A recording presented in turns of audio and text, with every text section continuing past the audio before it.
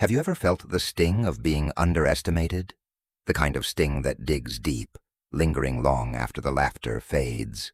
I had spent years hiding in the shadows, letting people believe I was nothing more than a failed ambition.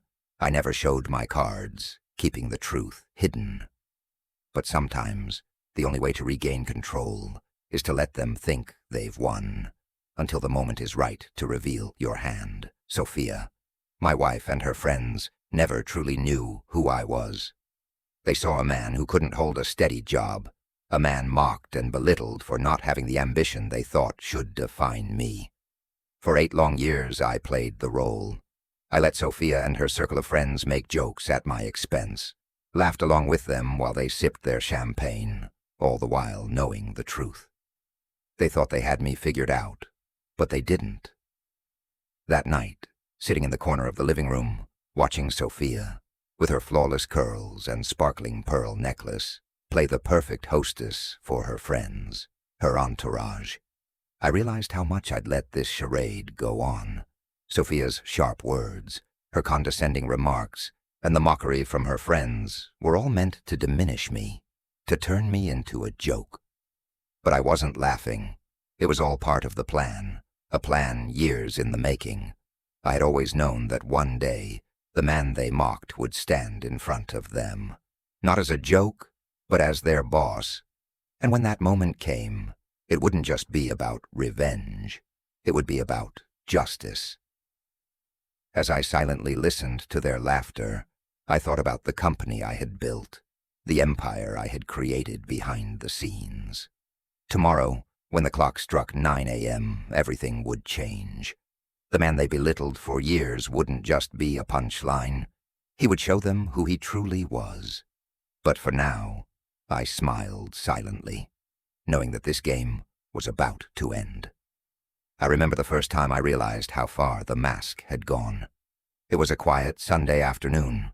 Sophia, as usual, was bustling around the kitchen, preparing a meal for us. One of those extravagant dinners she liked to pretend we could afford. She was always the picture of perfection, flawless hair, manicured nails, and a smile that could charm anyone. But underneath it all, something felt wrong. My gaze wandered to the walls of the home we had built together. It was beautiful, no doubt. Marble floors, high ceilings, luxury cars parked outside. But the truth? It wasn't just her part-time charity work funding all of this. It was me. We sat down for dinner, just the two of us. The moment felt normal, but the tension was palpable. I'd worked late the night before, finishing some important contracts. I'd expected Sophia to ask about my day or show some concern, but she didn't. She looked at me, a slight frown forming between her eyebrows, before taking a sip of wine. Her eyes, once full of admiration for my ambition, now held something else. Disappointment, maybe. Or maybe something colder. "How's the job search going, Daniel?" she asked, her voice syrupy sweet, yet laced with something I couldn't quite place. There was a slight mockery in her tone, but I brushed it off. I thought back to the many dinners like this, where she would mention my career, or lack thereof, almost as if it was a joke. What she didn't know was that I was the one who had funded her lifestyle all along. My mind raced back to the years I had spent building Summit Innovations. In those early days, I worked around the clock, coding late into the night, sacrificing weekends, and reinvesting every penny I earned into something bigger. No one knew this. Sophia certainly didn't. When we met, I had been at the height of a corporate acquisition, but I chose not to reveal the true scope of what I had built. I let her believe that the house, the cars, and all our lavish vacations were part of a shared effort. I allowed her to think her charity work was enough to keep the family afloat, never telling her that my empire was what made all of this possible.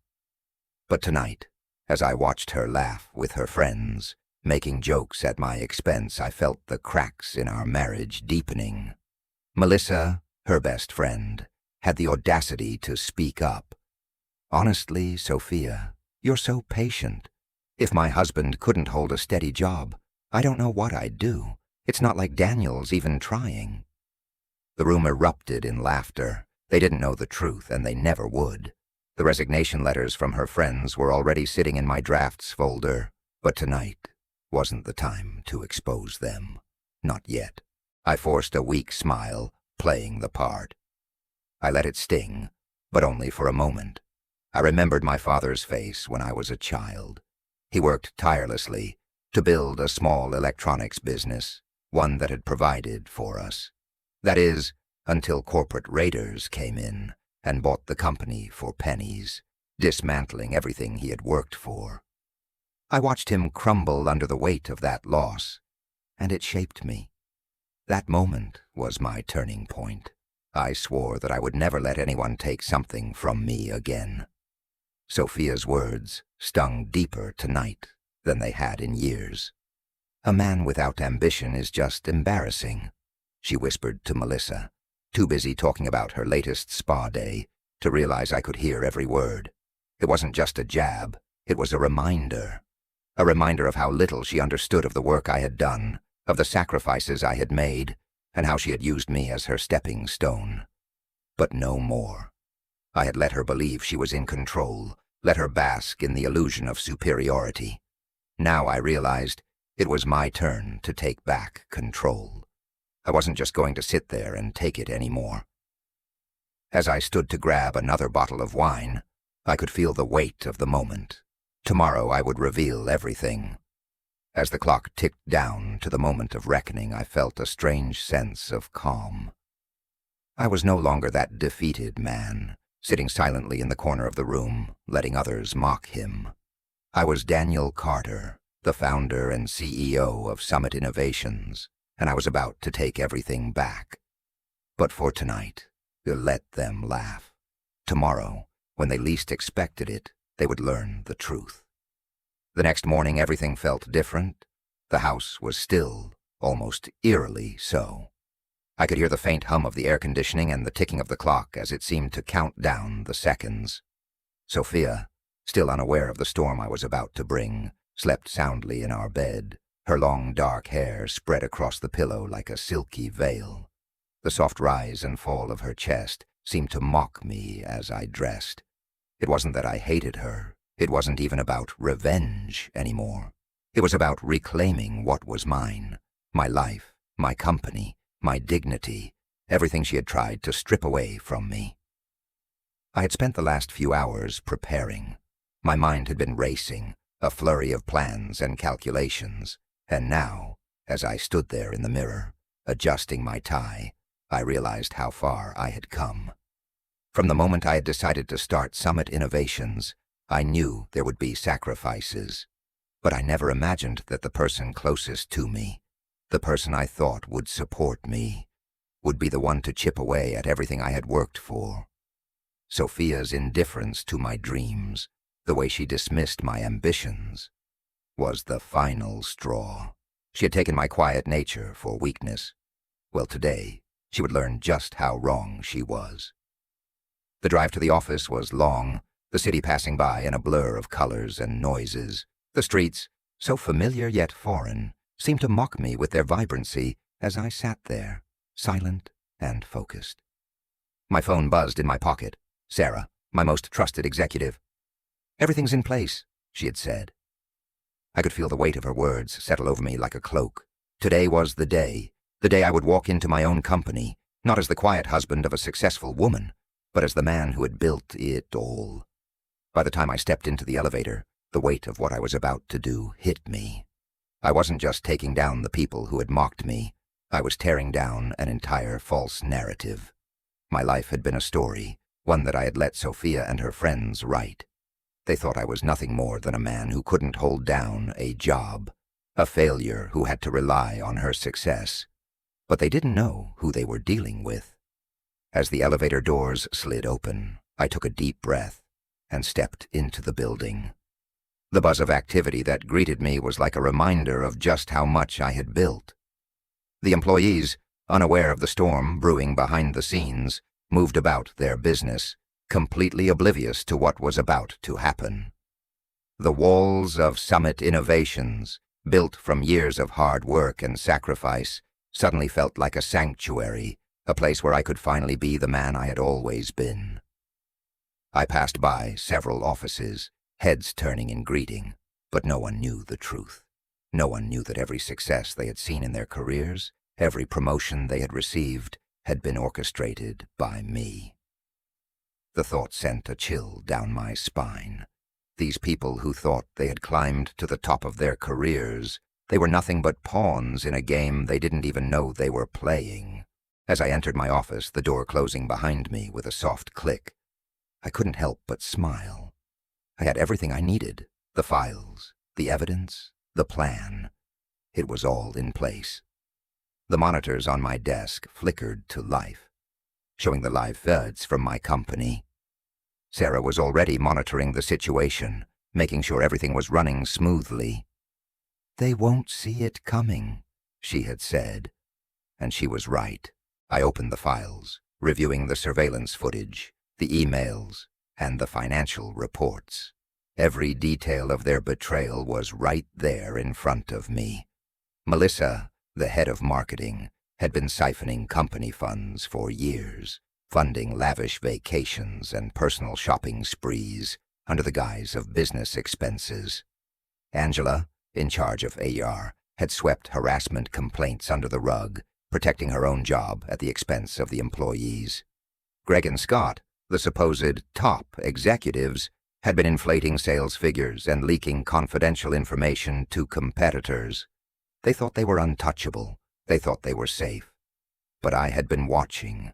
Every misstep, every lie, every flaw in their system.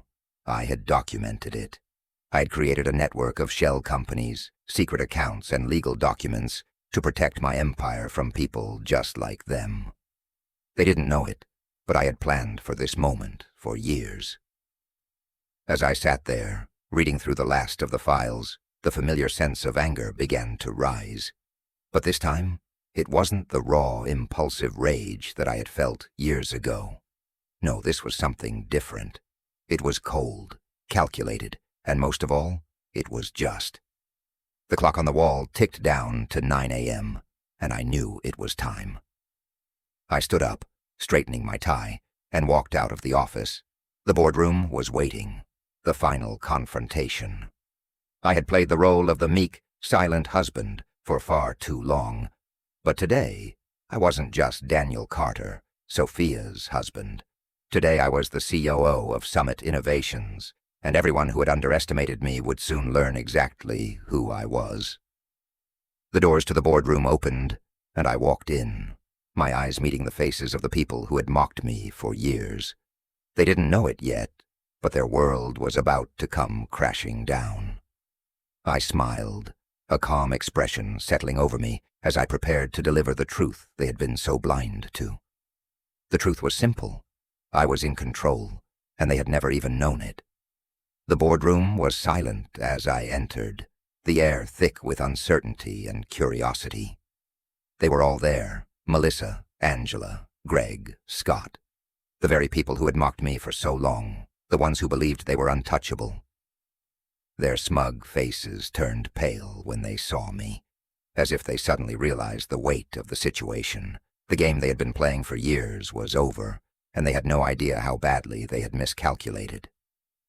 I took my seat at the head of the table, just as I had always intended, the chair that had been vacant for too long, the one I had let them fill with their arrogance and false sense of superiority. As I looked around the room, I could see the panic beginning to set in. They hadn't expected this. They hadn't expected me to show up, to reclaim my place. But this wasn't about me anymore. This was about them.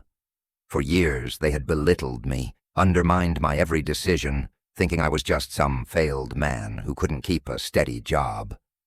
They had no idea that I had been quietly building something far greater than they could ever imagine.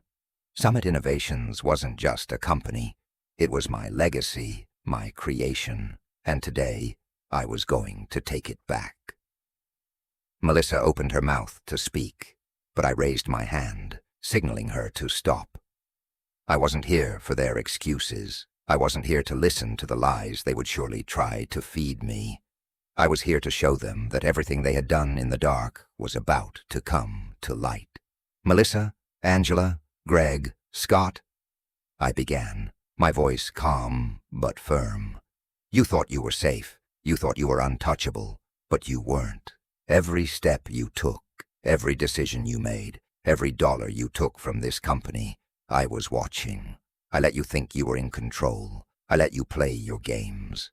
But now, the truth is out, and there's no escaping it. I paused, letting my words hang in the air. Their eyes darted nervously, shifting from one to another, trying to make sense of what was happening. The fear was palpable, but there was something else too. Guilt. They knew what they had done. They knew that they had crossed a line they couldn't come back from. I stood up and walked to the front of the room, where the monitors displayed the evidence, the emails, the financial reports, the surveillance footage. They were all there, clear as day. I tapped a button on the screen, and it flickered to life, showing the first of many incriminating documents. "This is the truth," I said, my voice cutting through the tension in the room. "Every single one of you has been part of a web of deceit and corruption. Melissa, you've been embezzling company funds for years, using business expenses as an excuse for personal indulgences. Angela, you've covered up harassment complaints and manipulated HR records to protect your own position. Greg, your inflated sales figures have cost this company more than you'll ever understand. And Scott, you've been leaking proprietary information to competitors. You all thought you could get away with it. But now, it's all out in the open." Their faces went white as they saw the evidence. The arrogance that had once defined them melted away, replaced by the cold realization that they were caught. There was no escaping this, no more hiding behind their titles, their positions. They were just as vulnerable as the people they had exploited. But as satisfying as it was to watch their world crumble, something inside me shifted. I had been so consumed with the need to take them down, to expose their lies, that I hadn't stopped to consider what this meant for me, for my family. I had built Summit Innovations from nothing, but it wasn't just about the company anymore. It was about the people who had been with me from the start, the ones who had believed in me when no one else did. I glanced at the monitors again, the weight of the situation settling in. The evidence was irrefutable. There was no turning back now. But as I looked around the room, I couldn't help but feel a twinge of sadness. These were the people I had worked alongside for years, and yet here I was, tearing them apart. I had spent so long trying to prove myself, trying to show them that I was more than just the husband of a successful woman, that I had lost sight of the bigger picture. This wasn't just about revenge. This was about redemption, about reclaiming not only my company, but my sense of self-worth. Sophia's face flashed in my mind. The way she had laughed at me, belittled me, used me as the punchline of every joke. I had let her do it for years. I had let her think she was in control, that she was the reason we had what we did. But now, as I watched the consequences of her actions unfold, I realized that I was no longer the man she had mocked. I was the man who had taken control, who had built something real. "Today isn't just about them," I said, my voice quieter now, almost to myself. "It's about me. It's about reclaiming what's mine. It's about reminding myself that I am worth more than what they made me believe." The room fell silent again, but this time it wasn't filled with fear or guilt. It was filled with the quiet understanding that the world I had once let them control was now mine. And with that, I turned to the next phase of the plan, the board meeting. It was time for a new beginning, for me and for Summit Innovations. I walked out of the room, my steps sure and steady. The weight that had once held me down was gone. I had taken control of my life, my company, and my future. And for the first time in years, I felt free. The next chapter was just beginning. And this time, I would be the one writing it. As the dust settled and the last of the offenders were escorted out, I sat alone in my office.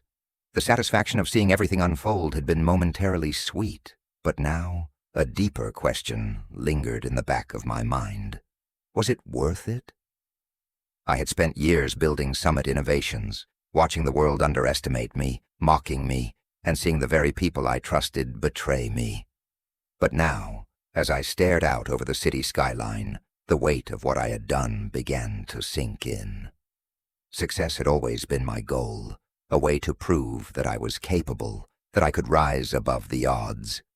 But as I thought about the path I had taken to get here, something important clicked inside me. It wasn't just about building an empire. It was about who I became along the way, and most importantly, who I let into my life. I had always prided myself on being self-sufficient. I didn't need anyone to validate my worth, or so I thought. But the truth was, I had built my success in isolation, always focusing on the next goal, the next step, the next challenge. In the process, I neglected the most important thing of all, my family. For years, I allowed Sophia to believe she was in control, that she was the reason for the life we had built. I gave her everything I could, all while she mocked and belittled me. I let her shape the narrative. In doing so, I also allowed her to diminish my role in our family.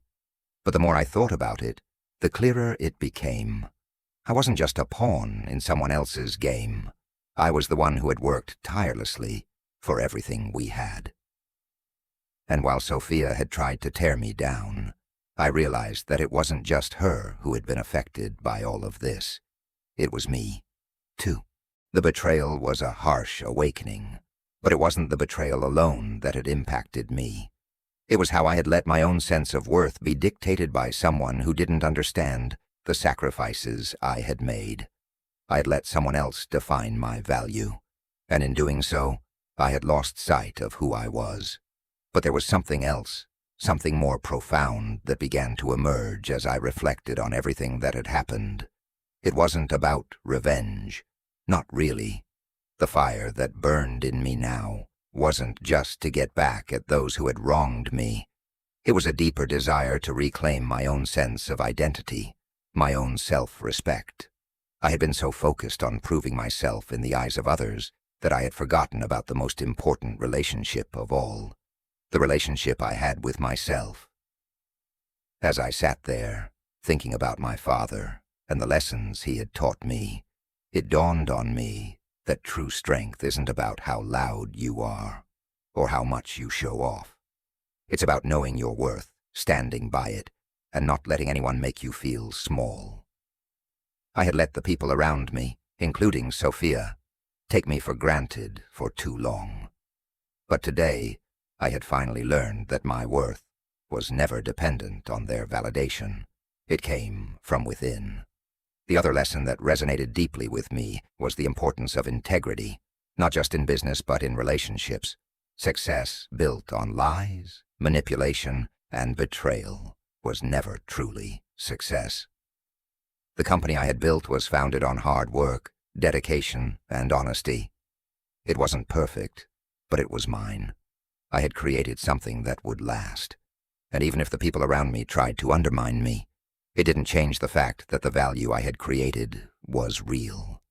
At that moment, I realized something else.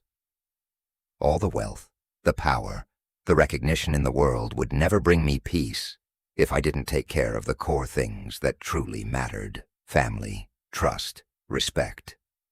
These were the pillars that could never be shaken, and I had to protect them at all costs.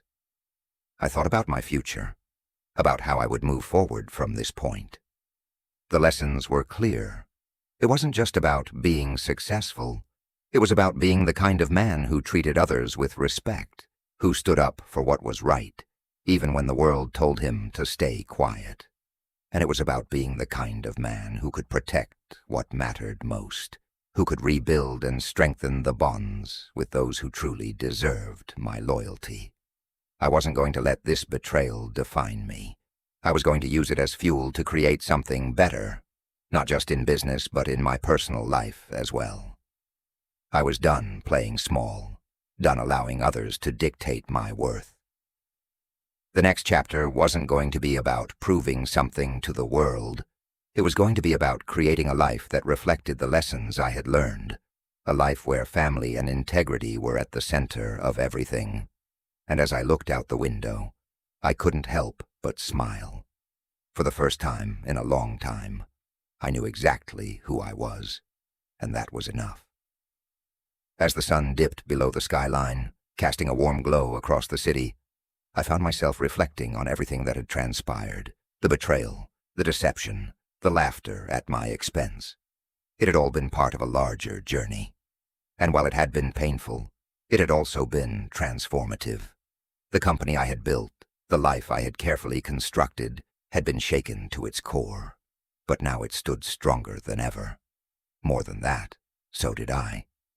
Sophia's departure, the firing of her friends, and the inevitable unraveling of everything she had built on lies, they had all played their parts in this awakening. What I realized, as I sat quietly in my office, was that the true victory wasn't in watching them crumble. It wasn't in the power I now held, the company I had reclaimed, or even in the wealth I had built. It was in the clarity I had found about who I was and who I wanted to be moving forward. I had learned to reclaim my self-worth, to rebuild with integrity, and to protect what truly mattered, my family, my values, and the legacy I wanted to leave behind. That night, as the office grew quieter and the work of rebuilding continued, I allowed myself a moment of peace. The room, once filled with the noise of gossip, manipulation, and deceit, was now filled with something different: hope, renewal, and the promise of a future that could be anything but what it had been before.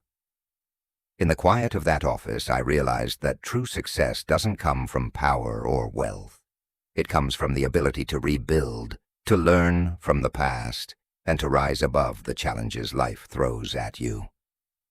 I wasn't just a survivor. I was a builder, a man who knew what it meant to fight for what was right, and to make sure that the legacy I left was one of honor, integrity, and love. The lesson wasn't about revenge. It was about reclaiming everything that had been taken from me, and in the process, discovering who I truly was. The scars of betrayal might never fully fade, but they had become part of the fabric of who I was now, and that was something no one could take away. As I stepped out of my office and looked toward the horizon, a new chapter began, one filled with possibilities, and in that quiet moment, I couldn't help but wonder, what would you do if you were given the chance to rebuild everything from the ground up? Would you let the past dictate your future, or would you rise and create something better? The choice, after all, is yours. What will you choose?